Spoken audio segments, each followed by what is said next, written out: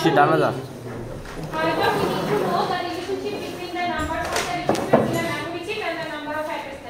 মানে আপনার একটা মেমোরির জন্য কতগুলো অ্যাড্রেস লাইনস আছে সেই ইনফরমেশনটা আমরা জানতে পারবো আপনার ওই সিস্টেমের ডাটা শীট দেখে, ঠিক আছে?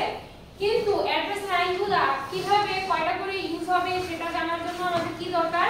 আমাদের দরকার হচ্ছে অ্যাড্রেস লাইনের সাথে রেজিস্টারের সম্পর্ক কি সেটা জানা, তাই না? কথা বুঝতে পারতেছেন? আপনার যতগুলো রেজিস্টার ততগুলো অ্যাড্রেস লাইন ইউজ হবে, তাই তো? কথা বুঝছেন? তো আপনার যদি রেজিস্টারগুলোকে দুই চিপে ভাগ করেন তাহলে আপনার চিপের জন্য অ্যাড্রেস লাইন ইউজ হবে। কথা বোঝা গেছে কি বলছি? বুঝতেছেন? তো বললো যে for a chip with 256 registers we need 256 binary numbers to identify each register. আপনার যদি 256টা আপনাদের কিন্তু শীট আমি নিয়ে আসবো, এই না তো অ্যাসাইনমেন্ট করবেন না? রেডি হবে আপনার লেখা আচ্ছা শুনেন, আমাদের যদি 256 লেখেন আমি নোটও চেক করব, তাই আমার খাতা নেই। আর আপনাদের যদি শুনেন 256টা রেজিস্টার যদি থাকে তাহলে আপনার কয়টা ইউনিক অ্যাড্রেস লাগবে 256 রেজিস্টারকে আইডেন্টিফিকেশনের জন্য? 256টা ইউনিক বাইনারি নাম্বার লাগবে, তাই না? এখন এটার জন্য তাহলে আমাদের কয়টা অ্যাড্রেস লাইন প্রয়োজন সেটা তো আমরা মুখে মুখে বলতেছি একটা আইডিয়া করে। 2 to the power 8 equals to 256, তার মানে আমার 8টা অ্যাড্রেস লাইন দরকার। ম্যাথমেটিক্যালি এটাকে কিভাবে লিখি আমরা? আপনার ধরেন 256টা রেজিস্টার আছে, ঠিক আছে? হ্যাঁ 256টা আপনার ধরেন রেজিস্টার আছে, আপনার অ্যাড্রেস লাইনের মাধ্যমে কয়টা ভ্যালু যায়? দুইটা না, হয় 0 না হলে 1। তাহলে আপনি 256 equals to 2 to the power x লিখবেন। বুঝতে পারছেন কি বলতেছি? এবার আপনি কি করবেন? আপনি x এর ভ্যালুটা বের করতেছেন, তাই তো? এই x এর ভ্যালু তো আপনার ডাটা অ্যাড্রেস লাইন কয়টা? কথা বোঝা যাচ্ছে? ফার্স্ট যাচ্ছে বেশি? আচ্ছা, তাহলে এবার আমরা একটু সাইড চেঞ্জ করি। 256 এবার কি করবেন বলেন তো? x এর ভ্যালু বের করার জন্য দুই পাশে log আনবেন। log to the power x equals to log 256। তারপর এবার x কে সামনে নিয়ে আসতে পারবেন, তাই না? log 2 equal to log 256। তারপর x কে এই পাশে রেখে আপনি log 256 বাই log 2 করেন, তাহলে x এর ভ্যালু বের হয়ে যাবে। বুঝতে পারছেন এটা? বুঝা গেছে? দুই ভাগে ম্যাথ যদি দেওয়া হয় পারবেন না? সমস্যা তো নাই। না না বললাম দিলে পারবেন কিনা জিজ্ঞেস করলাম। দিয়ে পারবো না দিয়ে হিসাব ভাই সামনে লজ্জা আছে উঠাইতেছি। আচ্ছা এই টেস্টটা বুঝছেন আপনারা? বোঝা গেছে কি বললাম? তাহলে রেজিস্টার থেকে অ্যাড্রেস লাইন বের করতে হইলে একটু ম্যাথমেটিক্যালি বের করবেন, ঠিক আছে? ডাইরেক্ট লিখে দিবেন না যে আমি বুঝতেছি 8টা হবে তাই 8টা। বোঝা গেছে? ম্যাথমেটিক্যালি বের করবেন। আচ্ছা এরপর হচ্ছে আমাদের কি আছে বলেন? Memory device are available in various word size 148 and the size of a memory chip is generally specified in terms of the total number of bits it can store. On the other hand, memory size in a given system is generally specified in terms of bytes. মানে হচ্ছে বোঝানো হয়েছে যে আপনার একটা memory চিপের size হচ্ছে কি আমরা ওই মেমোরি চিপ টোটাল কতগুলা বাইট স্টোর করতে পারে সেটার উপর ডিপেন্ড করে আমরা ওই সাইজটা বলি। বুঝতে পারছেন কি বলছি? আপনার একটা memory chip is generally specified in terms of the total number of bits it can store. মানে আপনার একটা মেমোরি চিপের সাইজ কতটুকু ও টোটাল নাম্বার কয়টা বিট মানে কয়টা টোটাল নাম্বারের বিট স্টোর করতে পারে সেটার উপর ডিপেন্ড করে হয়, ঠিক আছে? আরেকটা জিনিস বলছে যে আমরা মেমোরি সাইজ একটা গিভেন সিস্টেমের মেমোরি সাইজকে স্পেসিফাই করে থাকি অ্যাকচুয়ালি বাইটে, ঠিক আছে? মেমোরি সাইজকে আমরা স্পেসিফাই কি করে থাকি? স্পেসিফাই করে থাকি হচ্ছে বাইটে। therefore it is necessary to design a bite size memory word। মানে বলছে যেহেতু আমরা বাইটেই কথাবার্তা বলি, মেমোরি সাইজের হিসাবটা যেহেতু আমরা বাইটেই বলে থাকি, তাইলে আমাদের অ্যাকচুয়ালি মেমোরিগুলো মিনিমাম বাইটে ডিজাইন করতে হবে, বাইটের কমে না। মানে বাইটের ধরেন 1 বাইট 2 বাইট 3 বাইট, তাহলে 1 বাইট মানে 8 বিট, 2 বাইট মানে 16 বিট, এইভাবে করে আমাদের ডিজাইন করতে হবে বাইটের হিসাবে। বুঝা গেছে কি বলছি? বুঝতে পারতেছেন কি বলছি?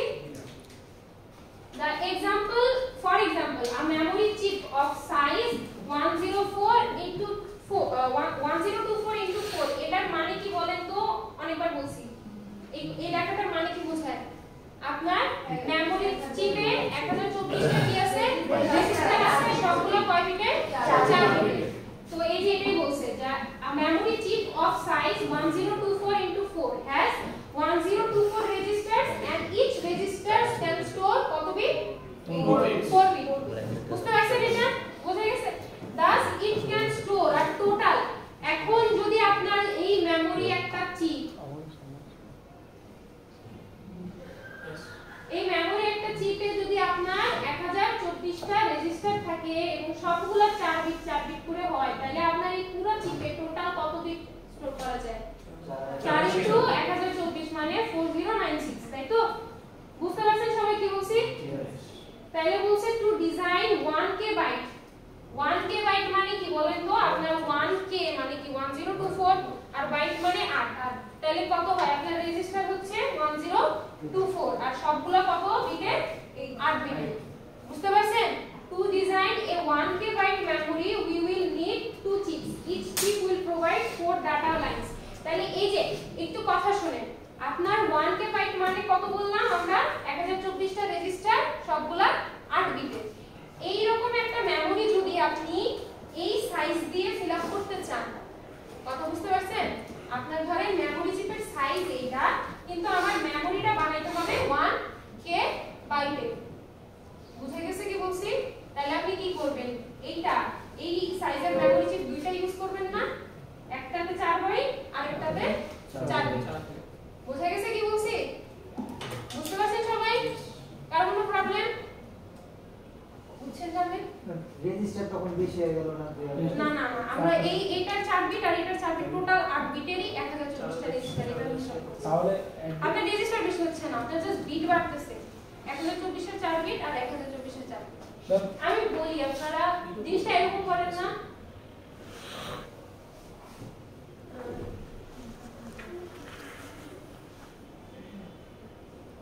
এটা কমন নেন না বুঝছেন হ্যাঁ এটাই তো এটা কমন নিলে 4 প্লাস 4 কত হয় 8 হয় তাইলে 1024 ইনটু 8 দুইটা চিপ যদি না হ্যাঁ দুইটা চিপ চারটা ভাগ হয়ে যাবে চারটা ভাগ হয়ে যাবে মানে আপনি জাস্ট এই সাইজটা বানাবেন 1024 ইনটু 8 তাইলে আপনার এই যে এই সাইজের একটা মেমোরি বানাইতে হলে আপনার এই সাইজের মেমোরি চিপ কয়টা লাগবে দুইটা তাহলে অ্যাড্রেস লাইন কয়টা 4টা এটা তো 4টা আর ওটা তো 4টা 8টা অ্যাড্রেস লাইন না না না না বিটের উপর ডিপেন্ড করে না অ্যাড্রেস লাইন রেজিস্টারের উপর ডিপেন্ড করে তাহলে তো এটাতে 4টা আর ওটাতে 4টা এখানে 10টা ঠিক আছে ওইটার জন্য তো সেম 10টাই তাই না জাস্ট চিপের জন্য আরেকটা চিপ সিলেকশন আর ওটা তো আলাদা ব্যাপার রেজিস্টার কিন্তু আপনার এই 1024 তো দুইটা চিপের মধ্যে দুইটাতেই 1024টাই রেজিস্টার আছে তাই না এই 1024 এর জন্য আপনার ওই 10টাই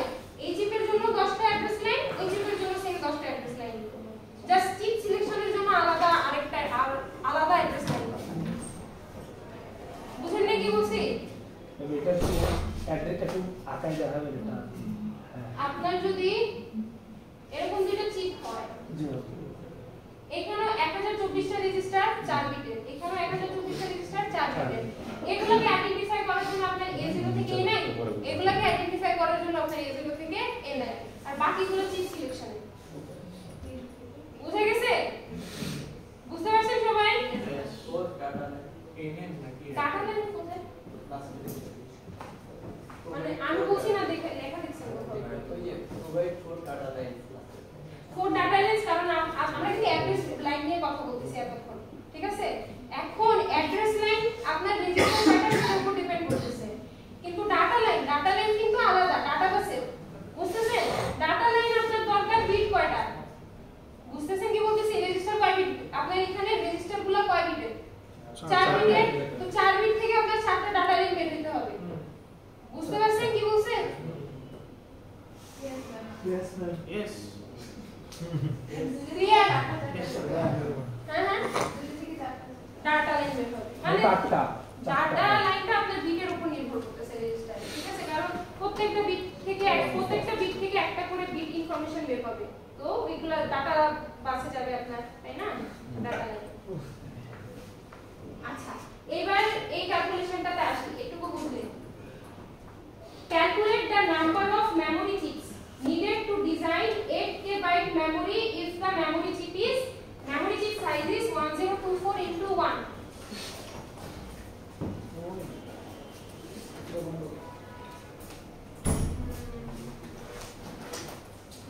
ওই পিসিতে বসলে অবশ্যই পিসিতে অফ করে বসতে হবে, অন করা।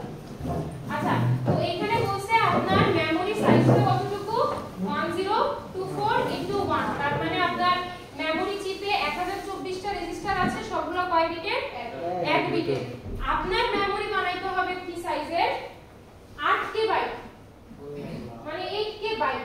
তার মানে আপনার অ্যাকচুয়ালি রেজিস্টার লাগবে কয়টা? 1024 into 8, এতগুলো রেজিস্টার লাগবে। আর সবগুলো কত বিটের হইতে হবে? 8 বিটের হইতে হবে। বুঝা যাচ্ছে কি বলছি? তাহলে টোটাল কয়টা চিপ লাগে? ফার্স্টে বিটের হিসাব করেন, যেহেতু প্রত্যেকটা মেমরি চিপের রেজিস্টার আপনার 1 বিট করে, তাহলে 8 বিট করে আপনার স্টোর করতে কয়টা চিপ লাগবে? 8টা চিপ লাগবে। তাইলে আপনার 1024 into 8 বানাইতে কয়টা চিপ লাগতেছে? 8টা। কথা বোঝা যাচ্ছে? মানে 1 কে বাইট বানাইতে আপনার কত লাগতেছে? 8টা চিপ লাগতেছে। এখন 8 কে বাইট বানাইতে আপনার আরো 8টা, তাহলে 8 into 8 কয়টা হয়? 64টা চিপ লাগতেছে। বুঝা গেছে ক্যালকুলেশন? বুঝতে পারছেন? হ্যাঁ, না বুঝি না, বুঝাচ্ছি দাদা।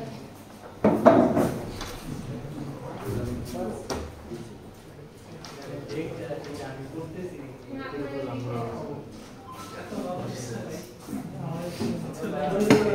এখন বুঝবে। হ্যাঁ, এই কাজ না করে? यस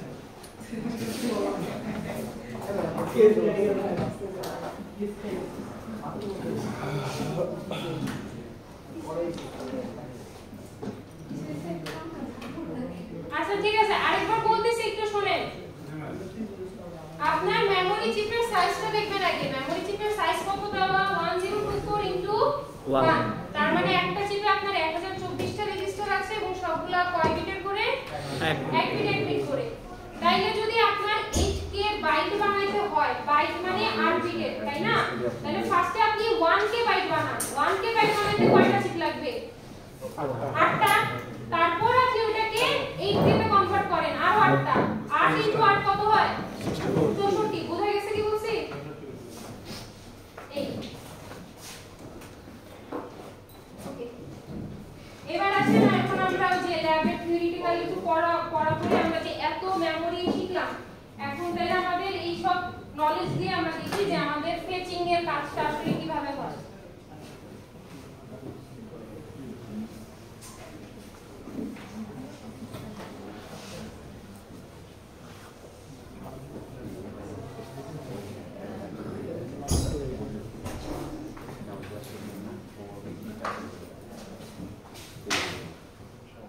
একটু দেখেন, ভালো করে দেখেন। The primary function of memory is to store instruction and data and provide that information to microprocessor unit whenever microprocessor unit requests। মানে আপনার মেমরির প্রধান কাজ হচ্ছে মাইক্রোপ্রসেসর যদি কোনো ডাটা স্টোর করতে চায় এখানে তাহলে করবে, আর যদি মাইক্রোপ্রসেসর এখানকার কোনো ডাটাকে রিড করে পড়তে চায় তাহলে মাইক্রোপ্রসেসরকে সেই ডাটাটা কি করবে?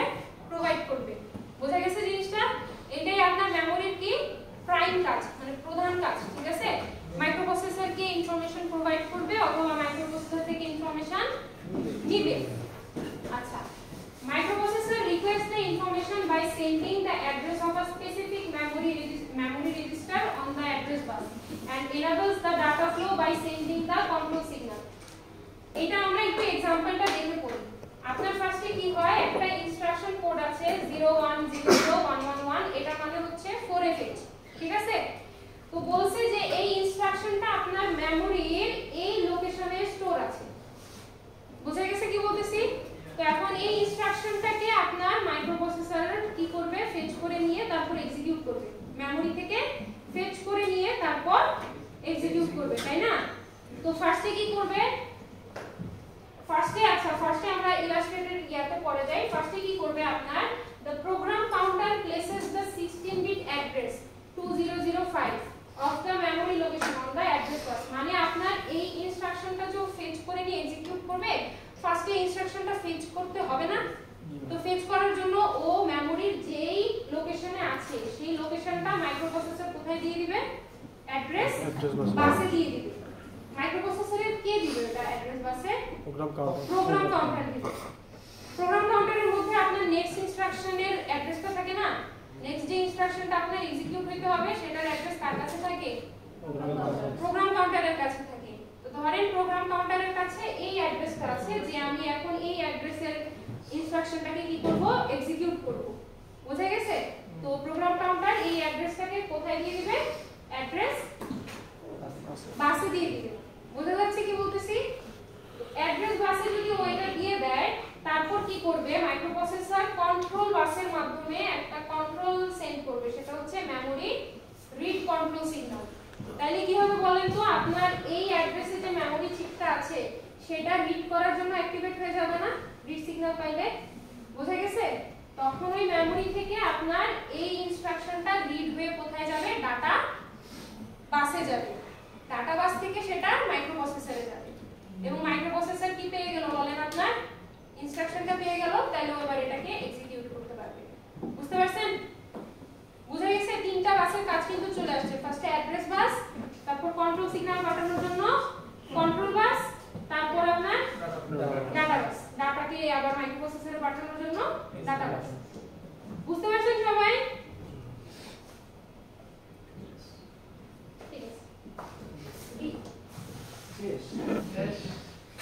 ঠিক আছে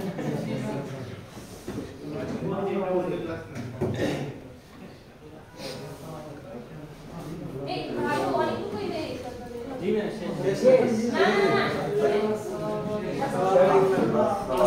আসসালামু আলাইকুম থ্যাংক ইউ ম্যাম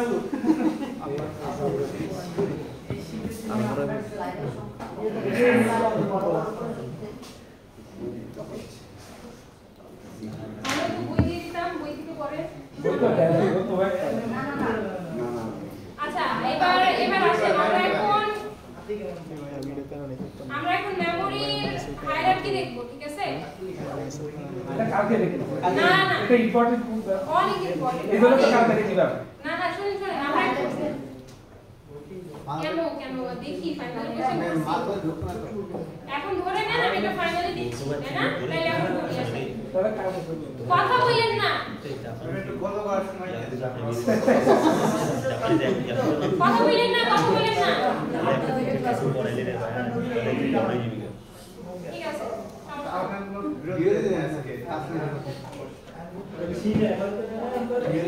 ঠিক আছে কইছে অনেকক্ষণ ব্রেক পাইছেন এখন শুনেন আচ্ছা মেমোরি আপনার কয়টা ক্লাসে ভাগ করা যায় বলেন কি কি প্রাইম আর স্টোরেজ প্রাইমের মধ্যে কি কি পড়ে আপনার রিড রাইট আর রম মানে রিড অনলি মেমোরি ঠিক আছে এখন আসলে হচ্ছে আমরা ফার্স্টে প্রাইম মেমোরি নিয়ে দেখাচ্ছি আপনার যে আপনার কি হচ্ছে the microprocessor uses prime memory in executing and storing Microprocessor uses prime memory in executing and storing programs. This memory should be able to respond fast enough to keep up with the execution speed of the microprocessor. মানে হচ্ছে microprocessor যে আপনার instruction ডাটাকে store করতেছে আবার fetch করতেছে আবার নতুন ইনস্ট্রাকশন ডাটা স্টোর করতেছে ফেচ করতেছে এটা অ্যাকচুয়ালি হয় হচ্ছে রিড রাইট মেমোরিতে বুঝতে পারছেন কি বলছি যখন ওর যে ডাটাকে স্টোর করা বা যে ইনস্ট্রাকশনকে স্টোর করা দরকার রিড রাইট মেমোরিতে স্টোর করে আবার যখন দরকার ফেচ করে আবার যখন দরকার নতুন ডাটা বা ইনস্ট্রাকশনকে ওখানে স্টোর করে আবার ফেচ করে বুঝা যাচ্ছে কি বলতেছি সো অ্যাকচুয়ালি আপনার এই রিড রাইট মেমোরিকে মাইক্রোপ্রসেসরের এক্সিকিউশনের সুবিধার জন্য ফাস্ট হতে হয় বুঝা গেছে কি বলতেছে তারপর বলছে হচ্ছে therefore it should be random access memory মানে আপনার এই যে random access memory কার নাম RAM এর নাম তো RAM ও তো রিড রাইট মেমোরি আর আপনার রিড রাইট মেমোরিকে ফাস্ট এনাফ হইতে হয় যেন মাইক্রোপ্রসেসরের সাথে একই স্পিডে এক্সিকিউশনে হেল্প করতে পারে সো আমরা কি করে থাকি এই রিড রাইট মেমোরিটাকে অ্যাকচুয়ালি র‍্যান্ডম অ্যাক্সেসের সুবিধার জন্য ব্যবহার করি এজন্য আপনার ওই র‍্যামটা আসে রিড রাইট মেমোরি হিসেবে বোঝা যাচ্ছে কি বলতেছি হ্যাঁ র‍্যাম কত মানে শুধু র‍্যামই না read write memory read write memory হ্যাঁ র‍্যাম হ্যাঁ তারপর হচ্ছে বলছে যে কি বললো therefore it should be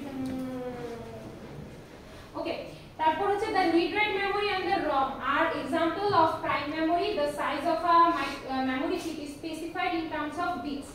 For example, 1 kilo memory chip means কি means করে বলেন তো 1k memory chip এটার মানে কি বলেন এখানে কয়টা বিট আছে 1024টা on the other hand এখানে 1k memory chip মানে কিন্তু 1k into 1 মানে 1024 into 1 তার মানে एक्चुअली বিট কয়টা করে 1024টা টোটাল আচ্ছা on the other hand memory in a system such as PC is specified in bytes মানে আপনার যে প্রোগ্রাম কাউন্টার ঠিক আছে প্রোগ্রাম কাউন্টারটাকে আমরা কিসে স্পেসিফাই করে থাকি বাইটে হিসাব করে থাকি যে एग्जांपल বললো যে 4M মেমরি ইন আ পিসি মানে প্রোগ্রাম কাউন্টারে 4M মেমরি বলতে বোঝায় एक्चुअली 4 মেগাবাইট বাইটে ঠিক আছে শুধু মেগা বোঝা গেছে কি বলছি তাইলে প্রাইম মেমরি শেষ হইলে এবার স্টোরেজ নিয়ে কি লেখা the memory which is used two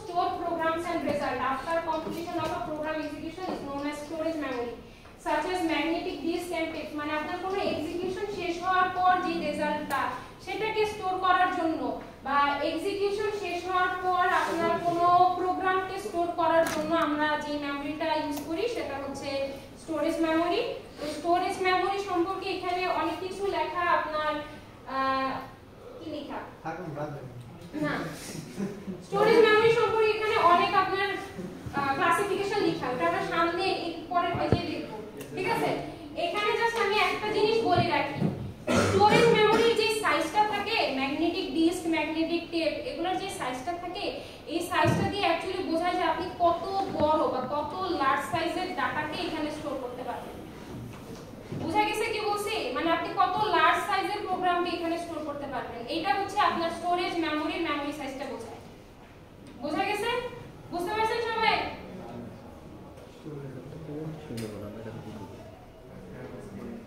এই যে আমাদের আসছে হায়ারার্কি এটা শুধু করে মুখস্থ করবেন এটা শিওর এটা সব দেখবেন সুন্দর করে যখন আপলোড দিয়ে দিব তখন পুরোটা দেখতে পারবেন ঠিক আছে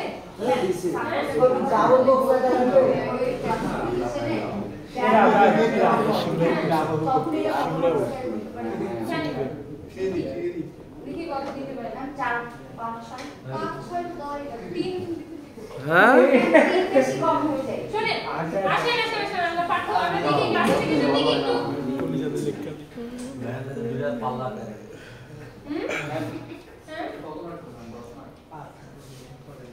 আর না 7-8 থাকবে অবশ্যই তো 6 মার্ক আপনাদের যত মনে হয় তত মার্ক মনে করিয়ে নেবেন ঠিক আছে আমি এটার মার্ক না শুনেন তাহলে এটা আসবে শিওর হায়ারার্কিটা একটু বোঝেন হায়ারার্কিটা বোঝেন মেমরি কয় প্রকার দুই প্রকার এই যে প্রাইম আর হচ্ছে স্টোরেজ প্রাইম মেমরি কয় প্রকার দুই প্রকার রিড রাইট মেমরি আর হচ্ছে আপনার রিড অনলি মেমরি তারপর রিড রাইট মেমরি আবার আপনার দুই প্রকার স্ট্যাটিক আর ডাইনামিক ল্যাবে কোশ্চেন মনে আছে জি ম্যাম স্ট্যাটিক আর ডাইনামিক রিড অনলি মেমরি হচ্ছে আপনার আবার দুই প্রকার ইরেজেবল আর হচ্ছে পার্মানেন্ট ঠিক আছে তারপর আমরা এখানে আসি স্টোরেজ মেমরি দুই প্রকার সেকেন্ডারি স্টোরেজ আর হচ্ছে ব্যাকআপ স্টোরেজ ঠিক আছে সেকেন্ডারি স্টোরেজ হচ্ছে আপনার দুই প্রকার সেমি র্যান্ডম অ্যাক্সেস আর একটা হচ্ছে সিরিয়াল অ্যাক্সেস এখন আপনার ব্যাকআপ স্টোরেজও সেম সেমি র্যান্ডম অ্যাক্সেস আর একটা সিরিয়াল অ্যাক্সেস এবার আপনার আসি হচ্ছে কি আমরা এখানে স্ট্যাটিক হ্যাঁ স্ট্যাটিক রিড রাইট মেমরি আপনার হচ্ছে জিরো পাওয়ার আর হচ্ছে নন ভোলাটাইল হ্যাঁ এটা কিন্তু ক্লাসিফিকেশন না এটা হচ্ছে স্ট্যাটিক র‍্যামের ডেফিনেশন বলতে আর কি আপনার ক্যারেক্টারিস্টিক্স ঠিক আছে বুঝতে পারছেন কি বলতেছি তারপর ডাইনামিক র‍্যাম হচ্ছে আপনার ইন্টিগ্রেটেড টাইপের র‍্যাম ঠিক আছে এগুলো তো দরকার নেই ওভাবেই বলবো যদি দরকার না হয় ওভাবেই বলবো যেটা দেওয়ার দরকার ইরেজেবল মেমরিটা আপনার আবার কয়েকটা প্রকার হয় যেমন একটা হচ্ছে ইপিরম একটা হচ্ছে ইপিরম আর একটা আপনার হচ্ছে গিয়ে এটা কি পার্মানেন্ট মেমরি আবার আপনার দুই প্রকার মাস্ক রম আর হচ্ছে পিরম এগুলা কি সামনে আসতেছে দেখি পাচ্ছি সবগুলোর ডেফিনিশন সামনে আসতেছে ক্লাসিফিকেশনে কি এগুলো লাগবে ক্লাসিফিকেশনই তো এগুলা লাগবে ওই যে নিচেরগুলো দিয়ে বলেন যে এইগুলো হয়তো ভালো দেওয়ার দরকার নেই। ঠিক আছে, এগুলো বাদ দাও। ক্লাসিফিকেশনের দরকার নেই। তাহলে তো একদম ছবিতে আঁকবো না এটা। আপনিও আঁকতে পারবেন, কাটবো না তো। না আসলে বুঝতে পারবো। মানে এতটুকু কথা বললাম, এতটুকু তো ক্লাসিফিকেশন না, এতটুকু তো আপনার কি বললাম ক্যারেক্টারিস্টিক্স না, তো এতটুকু দরকার নেই। বুঝতে পারছেন কি বলছি? ছবিটা শর্টকাট করে দাও।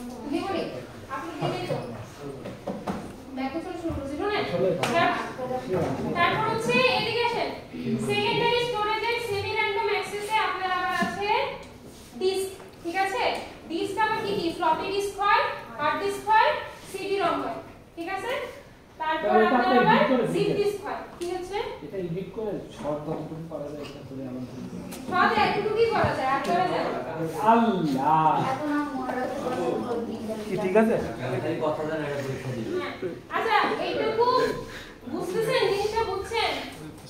কনফিউশন হবে আর? হ্যাঁ মুখস্থ করবেন, ছবি একে বারবার করে লিখতে থাকবেন। এটাতে এক দিন যাবে, এটার পুরো সিটি দেখ সবার 15 ভাগ এটাতে এটার পুরো সিটি দেখ। ম্যাম এটা 2 পৃষ্ঠা লাগবে। এই ওইসব কথা বলেন না। খাতা গুলাই লেখো। এটাতে সিটি দেখ খালি যে যত ক্লাসিফিকেশন যত নিচে যেতে পারবেন তাদের তত মার্কস দিব, ঠিক আছে? আগাবো তাইলে। এটাই হচ্ছে এটা আসলে বানাইলে দেখাবো না। হ্যাঁ বানাইলে দেখাবো না কিছু। না চার দিন এটা লাগলাম এটা 30 আচ্ছা শুনে ছবিটা শেষ হলে আমরা এখন একটু ইম্পর্টেন্ট কথা আসি। সেটা হচ্ছে ফার্স্টে আমাদের কি আছে? রিড রাইট মেমোরি, তাই না? রিড রাইট মেমোরি হচ্ছে the microprocessor can write into and read from its memory, মানে আপনার যে মেমোরিতে মাইক্রোপ্রসেসর রাইটও করতে পারে আবার এখান থেকে ডাটা রিডও করতে পারে, সেটাই হচ্ছে আমার রিড রাইট মেমোরি। তো রিড রাইট মেমোরির যে পপুলারটা সেটা হচ্ছে আমাদের কি র‍্যান্ডম অ্যাক্সেস বা RAM, ঠিক আছে? It is used primarily for information that is likely to be altered, মানে আপনার যে ইনফরমেশনগুলো অল্টারড হবে, ঠিক আছে, পার্মানেন্ট স্টোর করার দরকার নাই, সেগুলা আমরা কোথায় স্টোর করি? RAM এ। তো হ্যাঁ রিটেড মেমোরি বা RAM। তারপরে this memory is volatile, মানে আপনার meaning when the power is turned off all the contents are destroyed, মানে আপনার volatile মানে আর কি চেঞ্জেবল, ঠিক আছে? volatile মানে চেঞ্জেবল, মানে এই ধরনের মেমোরির কন্টেন্ট আপনার চেঞ্জ করতে পারবেন। পাওয়ার অফ হয়ে গেলে এই কন্টেন্টগুলো হারায় যায়, আবার পাওয়ার অন হলে আপনি ওটাকে ব্যাক করেন, ঠিক আছে? তারপর বললো যে আপনার রিড রাইট মেমোরি দুই ধরনের, স্ট্যাটিক মেমোরি আর কি ডাইনামিক মেমোরি। এখন স্ট্যাটিক মেমোরি আর ডাইনামিক মেমোরির মধ্যে কাহিনী কি? আরো কাহিনী আছে। কাহিনী আছে। তো স্ট্যাটিক মেমোরি হচ্ছে কি, আমরা স্ট্যাটিক মেমোরিকে বলি হচ্ছে SRAM, ঠিক আছে? এখন বলছে যে this memory is made up of flip-flops and it stores the bit as a voltage, মানে স্ট্যাটিক RAM আপনার তৈরি হয় হচ্ছে ফ্লিপ-ফ্লপ দিয়ে এবং এখানে প্রত্যেকটা বিট কি আকারে স্টোর থাকে? ভোল্টেজ আকারে স্টোর থাকে। Each memory cell requires 6 transistors, therefore the memory chip has a low density but high speed, মানে আপনার বেসিক্যালি SRAM গুলা তৈরিতে যে মেমোরি সেলগুলা, সেই মেমোরি সেলগুলাতে আপনার 6টা কি থাকে? ট্রানজিস্টর থাকে, ঠিক আছে? তো 6টা ট্রানজিস্টর থাকে। এখন এই 6টা ট্রানজিস্টরের মধ্যে আপনার এটা মনে রাখতে হবে যে আপনার SRAMটা এই জন্য হাই স্পিডের, ঠিক আছে? বুঝতেছেন কি বলতেছি? এখানে আপনার বেসিক্যালি স্ট্যাটিক RAM আর ডাইনামিক RAM পার্থক্য করে বুঝতে হবে, কথা বুঝছেন? তো স্ট্যাটিক RAMটা শেষ করে আমি ডাইনামিক RAM এ যাই, এরপর আপনাদেরকে পার্থক্যগুলো দেখেন, ঠিক আছে? আরে মানে ডিফারেন্স করতে পারে। হ্যাঁ ডিফারেন্স তো স্ট্যাটিক টাইম আর হচ্ছে ডাইনামিক ডিফারেন্স। হ্যাঁ আপনি যদি ডিফারেন্স করে পড়েন তাহলে আলাদা আলাদা আসলেও তো পারবেন, বুঝছেন কি বলছি? তারপর আপনার এরপর আরেকটা জিনিস খেয়াল রাখবেন যে আপনার স্ট্যাটিক RAM হচ্ছে স্মল সিস্টেমের জন্য ব্যবহার করা হয়, ঠিক আছে? বুঝা যাচ্ছে কি বলতেছি? স্মল সিস্টেম মানে ছোট ধরনের সিস্টেম বানাইতে আপনার স্ট্যাটিক RAM গুলো ব্যবহার হয়। ডাইনামিক RAM হচ্ছে আপনার তৈরি করা হয় MOS ট্রানজিস্টর গেট দিয়ে এবং এরা বিটকে চার্জ হিসেবে স্টোর করে, ভোল্টেজ না, বিটকে চার্জ হিসেবে স্টোর করে। তারপর the advantage of dynamic memory are that it has high density and low power consumption and it is cheaper than the static memory. মনে রাখবেন স্ট্যাটিকটা এক্সপেন্সিভ আর আপনার ডাইনামিকটা চিপার। এখন কথা হচ্ছে যদি আমার ডাইনামিকটা স্ট্যাটিক থেকে ভালো হয় তাহলে আমি স্ট্যাটিকটা কেন ইউজ করব?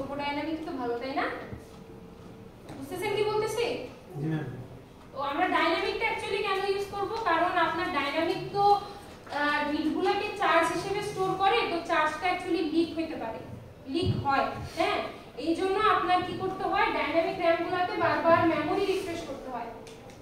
বুঝা গেছে কি বলছি? সো সেই অনুযায়ী দেখা যায় যে আপনার এটা একটু কস্ট বেশি হলো, এটা বেটার। কিন্তু লার্জ সিস্টেমে আপনার যেহেতু ডাইনামিক লার্জ সিস্টেম তাই না, তাহলে তো অনেক র‍্যাম প্রয়োজন না, তো কস্টিং এর হিসাব দিয়ে তখন আপনার DRAM ইউজ করতে হয়, বাট ওই যে রিফ্রেশের ব্যাপারটা আসে, মেমোরি রিফ্রেশের ব্যাপারটা। ঠিক আছে, কি কথা বলেন দেখি কি কথা বলেন, যাই হোক কথা বলেন না। বুঝা গেছে কি বলতেছি? বুঝছেন? ম্যাম তাহলে কখন SRAM ব্যবহার করব না small RAM? Dynamic small RAM ব্যবহার করবে যখন আপনার স্মল সিস্টেম থাকবে, তাই না? কারণ আপনার তো SRAM এর কস্ট একটু বেশি, তো স্মল সিস্টেমের জন্য আপনি SRAM ব্যবহার করতে পারেন, ভালো কাজ করবে। আপনার এখানে চার্জ তো নাই, সো লিক হওয়ার ব্যাপার নেই, তাই তো? কিন্তু যখন আপনি লার্জ সিস্টেম ব্যবহার করবেন বা লার্জ সিস্টেম বানাবেন, তখন আপনি DRAM-টা ব্যবহার করবেন, ঠিক আছে? কারণ DRAM-টা আপনার SRAM এর থেকে কস্টে কম, সো এখানে অনেক বেশি মেমোরি নিয়ে আপনি কাজ সিস্টেম বানাতে পারবেন। বুঝা গেছে কি বলছি? পার্থক্য করতে পারবেন না?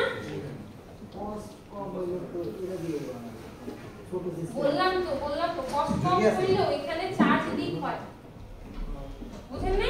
চার্জ লিক হয়, সো মেমোরি রিফ্রেশের ব্যাপারটা আসে বারবার। মেমোরি রিফ্রেশের জন্য যদি আপনার যদি মেমোরি রিফ্রেশটা করা লাগে, তাহলে আপনার এক্সট্রা সার্কিটরি অ্যাড করতে হয়। ব্যাপারটা ঝামেলার না? বুঝতেছেন কি বলতেছি? ওকে, তো না ম্যাম শেষ করে শেষ করে দিন। দেন ম্যাম। মাথা ব্যথা। অনেক সময়, আরো 10 মিনিট।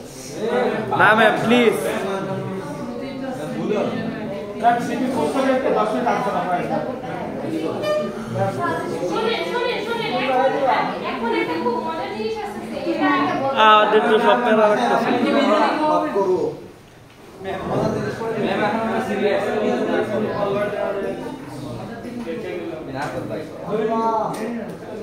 আচ্ছা র‍্যাম দিলে তো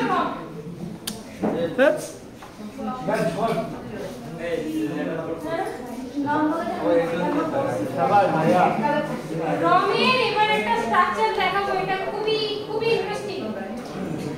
ম্যাম কি বুঝি না, সিলেবাস কি আপনি টোটালি শেষ করবেন না?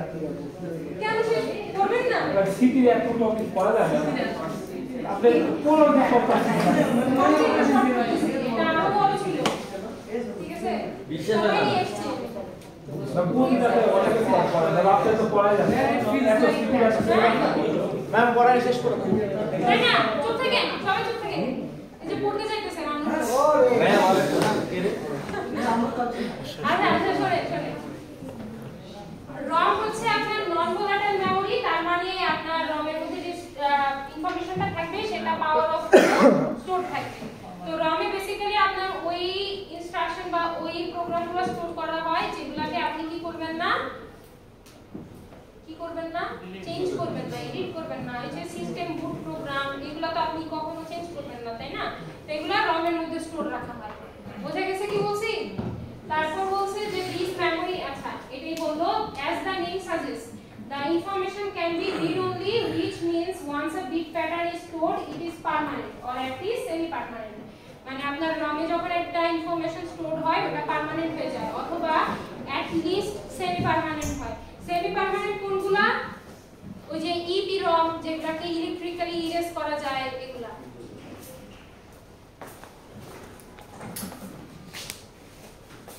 আচ্ছা, তো এখন আপনার বলছে যে দেখেন পার্মানেন্ট গ্রুপে permanent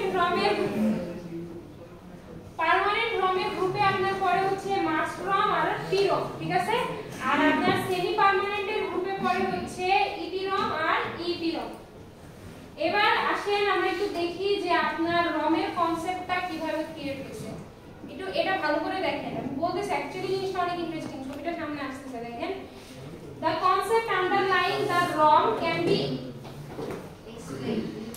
be explained with the diodes arranged in matrix format. The horizontal lines are the connected to vertical lines only through the diodes. They are not connected when attached to crossing the diagram. Each of the 8 horizontal rows can be viewed as a register with binary addresses ranging from 000 to 111. In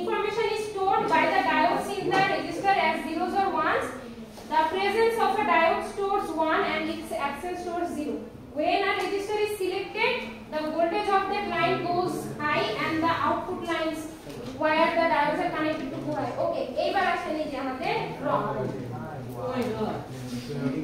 একটু আগে যে এই যে পিছে কি হচ্ছে একটু আগে যে জিনিসটা পড়লাম মুখস্থ করে সেটা বুঝাই দেখেন। আপনার এই যে রংটা অ্যাকচুয়ালি হচ্ছে কি ম্যাট্রিক্স আকারে থাকে। বুঝতেছেন কি বলতেছি? জ্ঞানের সাথে মিলায় না। রংটা এরকম আপনার হচ্ছে ম্যাট্রিক্স আকারে থাকে, ঠিক আছে? তো প্রত্যেকটা হরিজন্টাল লাইনকে আমরা হচ্ছে কি করতে কে কাকে বুঝাচ্ছেন এখানে এসে বুঝান। তো আমরা কি করি প্রত্যেকটা হরিজন্টাল লাইনকে একটা সেপারেট রেজিস্টার হিসেবে ধরতে পারি। সো আমার এই প্রত্যেকটা হরিজন্টাল লাইনের একটা অ্যাড্রেস 000 থেকে 111 পর্যন্ত যাইতে পারে, কারণ হরিজন্টাল লাইন কয়টা? 8টা। বুঝে গেছে কি বলছি? এখন দেখেন কিছু কিছুতে ডায়োড আছে, কিছু কিছুতে ডায়োড নাই, তাই না? তো ডায়োড থাকা মানে আমরা এটাকে হচ্ছে কি ধরি 1, আর ডায়োড না থাকা মানে এটাকে ধরি হচ্ছে আমরা 0। বুঝতে পারছেন জিনিসটা? তাইলে যদি আমার ধরেন এই হরিজন্টাল লাইন মানে 111 এর ভোল্টেজটা হাই হয় তাহলে এইটার ইনফরমেশন যাবে। হ্যাঁ, এখন বলেন এটাতে কি ইনফরমেশন স্টোর আছে? 0 1 1 1 1 0 0 0 আটটা হইছে না?